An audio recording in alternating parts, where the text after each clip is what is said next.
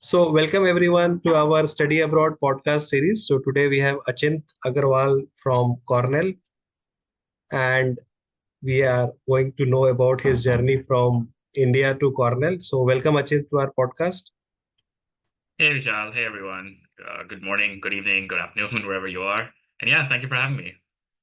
Sure, sure. So, Achint, when was the very first time you thought that maybe there is something called abroad and you should try this sometime in future?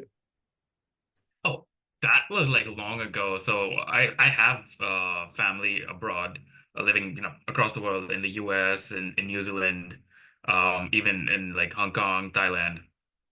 So I've always and I personally, our family, we have lived in the US in the past, around like 20 years ago. So I always knew about this, and even if you just glance the news in India, you know that the universities abroad, they're some of the best in the world, and the opportunities there are just because they have better funding, and they have a longer legacy. So the opportunities there, at least in terms of education, are in quite a few ways a lot better than what you can get in India. Sure, sure, sure. And I see that you did your bachelor's from VIT Vellore, right? Correct, correct. Yeah, in electrical and electronics engineering. Sure. And then you did a bit of a job in between before you joined the MBA program. Oh yes. So like US MBAs are like US and Europe MBAs. They're a lot different from Indian MBA programs, wherein you you need work experience to get into a foreign MBA program. They do not like candidates who, just do an undergrad and then straight up go for an MBA. So I had around like 6 to 7 years of work experience. So this 6 to 7 year of work experience, like how did you decide how many years of work experience you should have before maybe joining MBA? So you can look up some target schools and look at their employment reports. You can look at their and that's what I did. I looked at their class sizes and their class demographics, and kind of looked at the average age and the average work experience that folks have. And once I reached a point in my career where I thought that I can kind of leapfrog my career if I do another degree, do an MBA program. And then that's when I decided, okay, I need to start applying.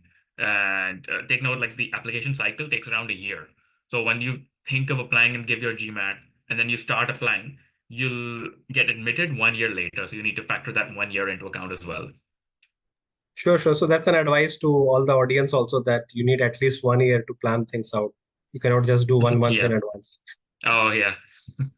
Sure, sure. So when you are thinking about MBA, like which all colleges were in your mind? How many colleges did you apply to? I had like around 4 or 5 in my mind. You need to be a bit strategic about this because each application is a huge investment of time. It takes a lot of time to go through the application. There are some detailed essays that you need to write, and you need to be really thoughtful and insightful about your essays and really stick out from the crowd because the thing with Indians is we are overrepresented. So there's around 1.4 billion of us, and so many Indians apply to foreign universities, and all of us like we're fairly smart, so we have fairly high GMAT scores. So that just keeps raising the bar each year for us. So I applied to like a couple of schools across the US, primarily in the US Northeast, because the West Coast schools, the ones in California, like UCLA and Berkeley Haas, they often also require a TOEFL for Indians. So most B schools, they require you to give a GMAT, and that's that. But some of the West Coast schools, on top of the GMAT, they require you to give the TOEFL, and I did not really have the. I was also working simultaneously in a management consulting job, so I did not have I did not have the spare time to give the TOEFL. So that's why I kept the West Coast schools out of the picture and primarily focused on a couple of other schools based on my career goals. There is this GRE score also accepted at these colleges that you applied to, or only Yeah, GMAT? yes, yes. All universities, all MBA programs, they'll accept either the GMAT or the GRE. Most folks tend to give the GMAT. Okay. In your case, what was the decision making, like GRE versus GMAT? What was the confusion on how did you resolve it? I I honestly did not have that confusion. I just spoke to a couple of folks who had already gone abroad, and all of them had given the GMAT. And the syllabus from at least from a bird's eye view, the syllabus is kind of similar in which like there's an English component and a math component. So, and for most Indians, it's the English component that gives a bit of trouble because, especially with engineers, we already have like a strong foundation in maths. So GMAT or GRE level math is not that problematic for us. So I just honestly did not have a confusion at all. I just gave the GMAT. Okay, so in your case, you needed GMAT and you needed some essays and some recommendation letters also. Yeah, so for an application, there are a couple of components. One is your GMAT. The second big part is your essays. The third is, as you mentioned, letters of recommendation, which need to come from your manager or anyone, people who you report to in your company or in your previous company. And like at least for MBA programs, avoid getting letters of recommendation from like your professors because it's been a while since you've done your undergrad, and obviously in your career you've progressed since then. In your professional life you've progressed, so your professors will not have a an accurate idea of the kind of progress you've made or the kind of person you are now. So just stick to people in your organization. So that's that, and then another component is your resume. Sure, sure. So in your case, you had to give like 3 recommendation letter or two. It varies by school. It's either one or two. I think most schools just have one letter of recommendation because that itself is a lot of work, and they realize so you're, let's say, you're working, and then your whoever you report to, it could be a manager or a director or a VP. The schools understand that their lives are extremely busy, and they're just doing it after they're a well-wisher for you. That's why they're kind of taking out their time and writing these letters of recommendation. So that's a huge time commitment from their end. So the schools kind of realize they can't really ask for a lot of letters. It's most of the schools I think ask for one letter, and some of them perhaps ask for two. I've honestly never seen more than two. Yeah, yeah. I guess this is a bit of a difference between, let's say, MS and MBA maybe, because in MBA, because you're already Okay. ahead and yeah, so you Oh need yeah, yeah. For lesser. MS, true. Yeah, I remember when a lot of my friends were applying during my final year of undergrad. MS programs are different because a lot of people go for an MS immediately after their undergrad. So letters of recommendation from professors are accepted and expected. Correct, correct, correct. And once you decided that you will go to Cornell, was that easy decision, or you had like maybe one more option to choose from? Any confusion that time, or it was pretty clear Cornell is the one? Uh, and now again, in my case, I wasn't really confused because they gave me a fairly generous scholarship, and so that's what kind of just hooked me in, and I was just ready to go. So this scholarship was part of the same application, or you had to apply after you get the admit? So there are two types. Mine was the merit-based scholarship. So most Indian males, so okay, so there's a merit-based scholarship which happens through your application. You don't need to do anything extra for that. And then there are other fellowships and scholarships for which you may need to write another essay or attend a conference or maybe give an interview as well.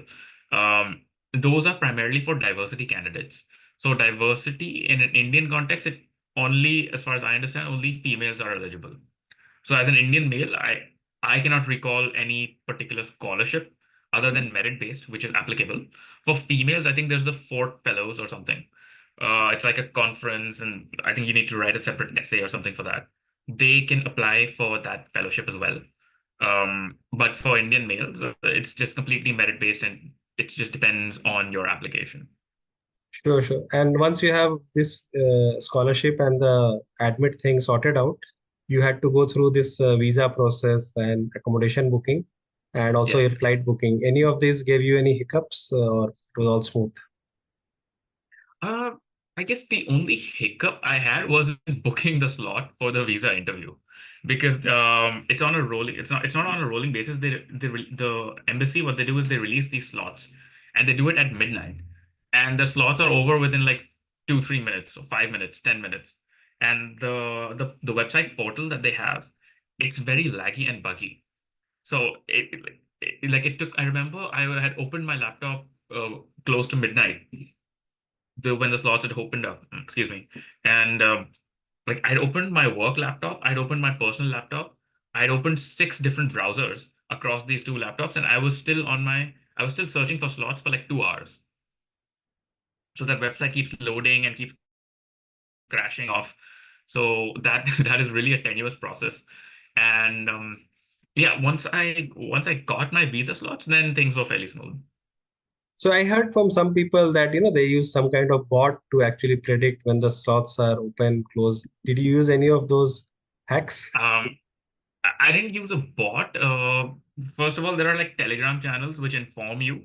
Like they have real-time messages on when these slots open up. So that's a great way to keep yourself informed. And then there are some Chrome extensions as well, which kind of you don't need to keep logging into the website to see the slots. It'll tell you like so there are I think 5 or 6 major centers. It's like Delhi, Mumbai, Calcutta, and Chennai, Bangalore, and Hyderabad. 6 centers where they have these interviews and the biometrics. So in a day, you get a certain number of logins. So you can only log in like maybe 4 or 5 times. After that, it won't let you log in again within 24 hours. So to prevent having you logging in again and again, there are like Chrome extensions which will check the number of slots by city and just keep you informed. Sure, sure. So there is a bit of a scarcity of visa slots. Oh yeah, there's a huge scarcity of visa slots. It's really tough to come by. And also like so in my case, what really worked out well was I'm from Noida. So when you book a slot, you need to book 2 slots. One is for your biometrics, wherein they'll take your fingerprints, they'll take your photos and stuff. And then the second slot is your actual interview. In my case, I got them both in Delhi, which is convenient for me because I live in Delhi NCR, so I don't need to, take a flight or whatever. I've for a lot of my friends, but they were like living in Bangalore. They got one slot in Hyderabad, one in Mumbai. So there's that travel and hiccup also in place. So that also becomes a bit of an issue if you have to travel to like a different city, and if the slots are in 2 different cities, then that's a big pain. Sure, sure, sure. So I think this can be a pain for like a lot of people, like two slots in two different cities on two different dates. Exactly, and especially if you're from a smaller city, like if you're not from any of these big 6 cities, like if you're from Pune or if you're from, I don't know, Nagpur or Indore or Jaipur or wherever, then just, there's just a lot of travel that can be involved. Sure, sure. And your accommodation, like, was it straightforward? You got some roommates like back in India to share the room, etc. But accommodation is not straightforward. It's really tough to find. It depends, I guess, city to city. But the way it works is like, so most in Cornell, and I believe in most universities, the on-campus housing is primarily for undergrads. So they just end up soaking up most of the on-campus housing, and there's not much left for grad students. If you can get on-campus housing, well and good, then the process is smooth. If you cannot, then you kind of need to search on your own on. And the only resource that I really know of and the one I used was Facebook Marketplace. There are these rental agencies that be renting out, the places, and there are a couple of things that you kind of need to be very careful of. One is like there are a lot of scammers there as well. So they'll charge like an application fees and all, and that's a scam. No rental agency is supposed to charge you an application fee for simply, applying for the rent. So there's that. Then second, what happens is in the US, most houses, or in fact all houses, are made of wood, and that gives an added problem of mold. This is something that we don't really have in India because our houses are made of brick. So mold is not that much of an issue. But in a wooden house, it is a much bigger issue. And especially you want to avoid any house or any apartment that's in the basement because mold will just drive you crazy. So it's the difference in building materials is something you need to kind of take into consideration when searching. And obviously you cannot go to the US and see the place before you rent it. You have to manage through like a video call. So you kind of from a video call you need to gauge, how's the sunlight and all of that stuff, and how's the convenience to any bus stops or whatever. Because most probably you will not have a car. So you need to, and public transport in the US is fairly abysmal, except in like NYC. So you need to kind of take all of there are just multiple factors to take into consideration. So when I was searching on Facebook Marketplace, it took me about a month to finalize a place, and it took me a month to like finalize the place, and then I had to like go out and like find housemates. So one resource is yeah, you connect with other Indians who are going to that university, or something that I did was each university, they'll start like a Slack channel or maybe a Microsoft Teams group or something with all their admitted students. for that batch. So you reach out to those folks. They'll be your classmates when you arrive there. So you can. So one of my housemates is how I found him through that. Sure, sure, sure. And your flight, how did you book your flight and which was the flight airline you Flight took? booking, yeah, flight booking is fairly straightforward. Everyone these days knows all the portals. Like, I don't know, I don't want to name any names, but people know which brands and which websites they can book, or they can book it directly through the airlines. Some of the airline, I think US to India or India to US flights are fairly frequent, so that's not an issue. And I guess people just need to be careful. There are some airlines that only allow you one baggage. Avoid those because you'll have a lot of stuff with you, especially if you're coming from like if you're going to like a colder city. Like I'm in Ithaca, New York, which is fairly towards the north, so it's pretty cold. So and India just does not get that cold, except maybe like near the Himalayas. So you'll need to bring a lot of winter stuff, etc. So yes, be careful that the flight that you book has allows two baggages. So that's like 23 plus 23, 46 kilograms.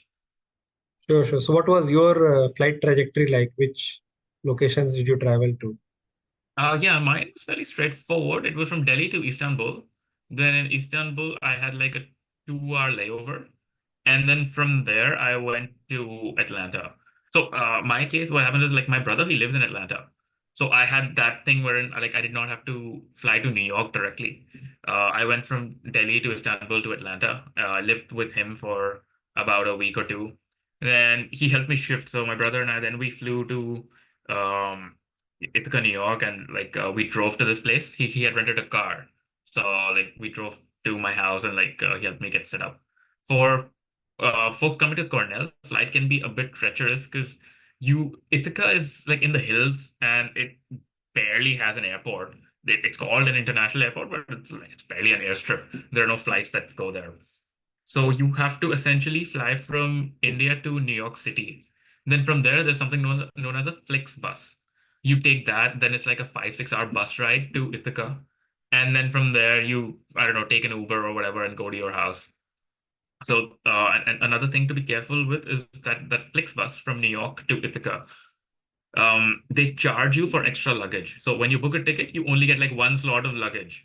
So if you have, and you will have multiple bags, so you may need to buy more luggage slots. That's something people need to be careful of because that's something unheard of in India. We do not, when we board any like tourist bus or anything, we don't like pay for extra luggage or anything. Yeah, yeah, yeah, sure. So it's a good advice that, when you book this bus ticket, Flixbus, please do book additional luggage, etc. So this was your very first trip to US or you have been to US before?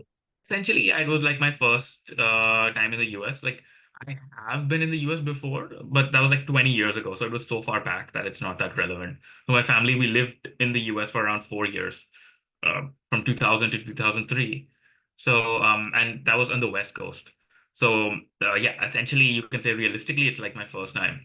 But in the US, the different cities, they're quite different from each other, especially East Coast and West Coast. They're fairly different from each other.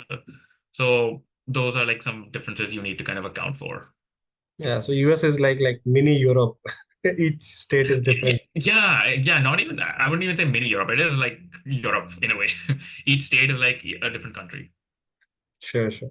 And once you reached US, was there any cultural differences that you saw or like anything shocked you, surprises when you started? Personally, no, nothing surprised me just because of the fact that I think I've grown up consuming a lot of American entertainment.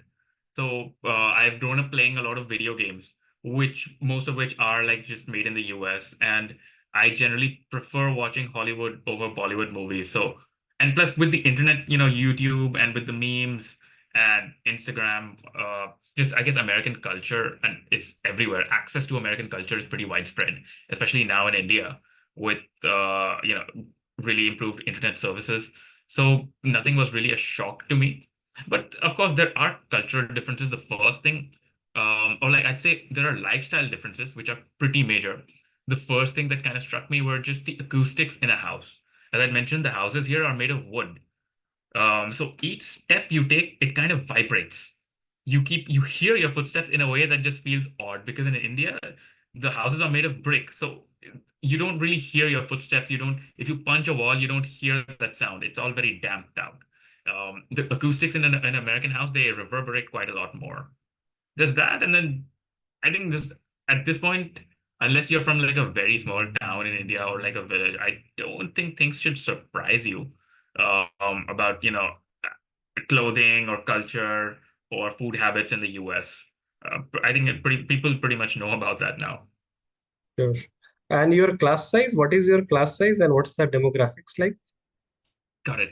So, in Cornell's MBA program, we have a class size of around 300, and I would say I think 55 to 60% are Americans, as in like they're American citizens. Um, Culturally, they could be from, whatever background, but they're like American citizens. And then internationals are the remaining like 40 to 45%. The Indians this time are fewer. So I think there are only around 10 or 12 Indians this time, like Indians as in Indian citizens coming from India. Last time it was like a lot more, almost double, around 24, 25. So Indians are quite fewer at Cornell this time. Then but still we are like the second largest demographic. The largest are of course Chinese students. There might be, I don't know, maybe 15 odd of them. Then second would be Indians. Then the third biggest group, which surprised me, were Brazilians.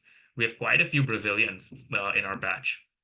And then there are like students from all over, like a lot of students from LATAM. So that's like Mexico, Peru, Venezuela, Guatemala. We have a lot of students from various African countries, like I think Ghana. I think some of our classmates are from Burkina Faso or Tanzania, etc. Then we have a few folks from Japan, a few from Korea. So yeah, fairly diverse, like all over the place. A couple from Europe as well. We have someone from Germany. We have a few folks from Georgia. So yeah, pretty much spread out all over the place. So you have some group projects as a MBA for your MBA program. So you have been like assigned some group or you have to make some group like that? Yeah, so I think it varies university to university. At Cornell, they, at least for the first semester, they give us a group. They assign us our groups based on our cultural and our work related background and our professional backgrounds. So they try to keep the groups as diverse as possible. So that, for example, it's like groups of around 4 to 5. They make sure like all 5 folks are not from the same industry, they're not from the same country, etc. So they assign us our groups because our subjects are common in the first year, in the first semester. After that, then it just varies by class. Like each class will have certain individual or team-based projects. And it also depends on like the industry you're recruiting for. So if you're recruiting for investment banking, then in the subsequent semesters, your group projects will be investment banking focused. So all your team members will be from that industry. Or like there'll be folks who are recruiting for that industry, basically. Sure, sure, sure. And do you have any mandatory internship or like a summer work or summer job or something Okay. that you have to do? Yes, yes, yes. So the summer it's not like as far as I understand, I think it is mandatory. Even like as per the university, like you need to do that to graduate. But yeah, your summer internship is how you get a full-time offer. That's essentially how you get a job. Basically, you spend your first year looking for a summer internship, and once you get in, you do the internship, and basically most people get their full-time jobs through their summer internships, the same place where they interned at. That company will give them a return offer. Okay, you go back, you complete your second year, graduate, and then come join us again. So that is absolutely crucial, especially for an international candidate to secure a good summer internship. So what about cooking, cleaning, etc. you have to now do by yourself? Yep, everything you have to do by yourself. That's another, I guess, US lifestyle thing. And perhaps this might surprise some of your viewers, but if you have money, life in India is a lot more comfortable than life is in the US. In the US, no matter how much you earn, you have to do everything yourself. You have to cook, clean, laundry, everything by yourself. Um, so of course for laundry, you have like the laundry machine and the dryer. Because another thing, I think by US law, it varies state by state, but most states, they do not allow you to dry your clothes in the sun. Like you can't keep it outside in the view. Like people from outside your home, outside your house should not be able to view it. I think it's by law, so you need to use a dryer. And I guess dishwasher does make your life a bit easy, but like my place does not have a dishwasher, so there's that pain. But I guess a lot of times with Indian food, especially if you're making curries, a dishwasher is really not that helpful. You'll have to rinse it once anyways. So there's that. Uh, so yeah, you have to like just do everything on your own. That also just takes up a considerable amount of your time. I mean, did you prepare for the cooking or you are learning it now? A bit of both. Like I guess cooking, learning how to cook is not that much of an issue these days with YouTube. Like every recipe is available online, and honestly, it's not that hard.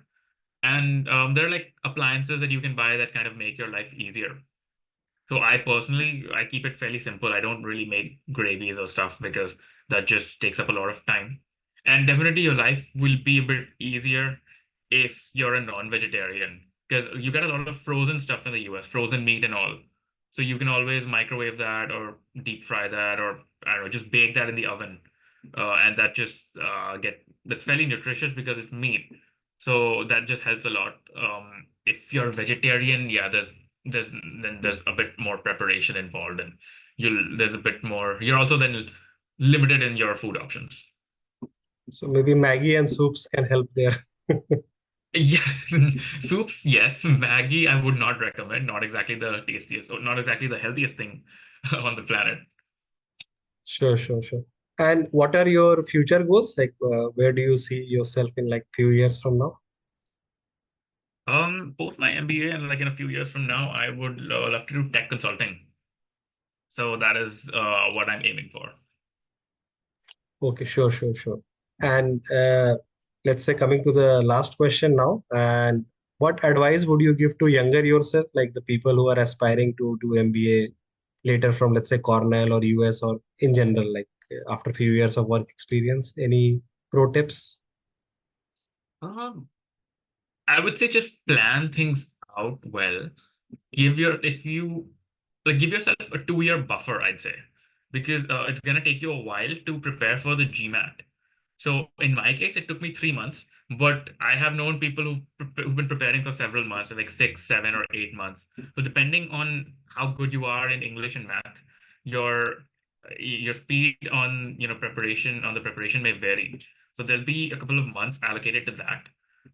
So just do your GMAT well, GMAT or GRE, whatever you prefer, and plan things out. See if you need like an admissions consultant or not.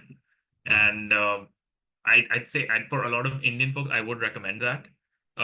Don't especially like do not unless you have like a sibling or a very close relative who's also studied from the US, then you can kind of take their help. And when I say help, I don't mean have them write your essays for you. Please do not do that. It has to be your own language. But you can write the essay and they can kind of have a glance through it. That is accepted and expected. That people before the university sees your essay, other folks should have gone through your essays and given you feedback. And just think of it in two ways. One is what you aim to get out of the university. And second, what do you contribute to the university? You've worked for a couple of years, you've done your undergrad. So, what are the skills or what are the experiences that you bring to the university? And be prepared to toot your own horn. Don't be kind of shy and kind of mask your achievements. You've done great. You're having a successful professional life. Be ready to talk about it. Use I, not we. Talk about how your achievements, your personal achievements, your professional achievements, and just be ready to go out there and represent yourself. Sure, sure. So thank you, Achint, for your time and all your insights and tips to our viewers. And we hope people will be able to learn something from this. So thank you very much. Sure, thanks, Vishal. Thanks for having me. And yeah, I hope your viewers have learned something from this. Have a good day. And of course, yeah, of course, best of luck to all the viewers who are kind of trying to apply abroad. Yeah, same to you. Have a great rest of the night.